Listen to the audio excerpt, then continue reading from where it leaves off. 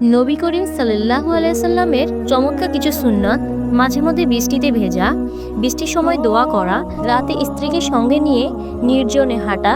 স্ত্রীর রান্না করা হালাল খাবারে দোষ না ধরা, খেতে মন না চাইলে চুপ থাকা, কোনো কিছু জানা না থাকলে স্বীকার করা যে আমি জানি না, মাঝে মধ্যে বিপদে আকাশের দিকে মাথা তোলা, আকাশের দিকে তাকিয়ে নিজের কষ্টগুলো আল্লাহকে বলা, খুব খুশি হলে সিজদায় লুটিয়ে পড়া,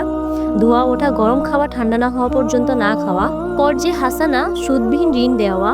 নফল ও সুন্নত নামাজগুলো ঘরে পড়া, বাসা থেকে বের হওয়ার সময় এবং বাসায় ফিরে 2 রাকাত নামাজ আদায় করা, দাঁড়িয়ে দাঁড়িয়ে জুতো না পড়া, যতই ভালো খাবার হোক ভরা পেটে না খাওয়া, ফরজের নামাজের পর নামাজের স্থানে বসে তাসবিহ পাঠ করা, অতঃপর সূর্য ওঠার পর 2 রাকাত নামাজ আদায় করা, দিনের দাওয়াত সহজ করার উদ্দেশ্যে নতুন একটি ভাষা শেখা, বাড়িতে অজু করে রুমাল দিয়ে হাত পা মুছে মসজিদে জামাতে যাওয়া, মানুষের মাঝে বিবাদ মিটিয়ে দেওয়া, রাতে অজু অবস্থায় ঘুমানো, মাঝে মধ্যে খালি পায়ে হাঁটা, মৃত্যুর আগে সম্পদ সন্তানের ব্যাপারে ওসিয়ত লিখে যাওয়া।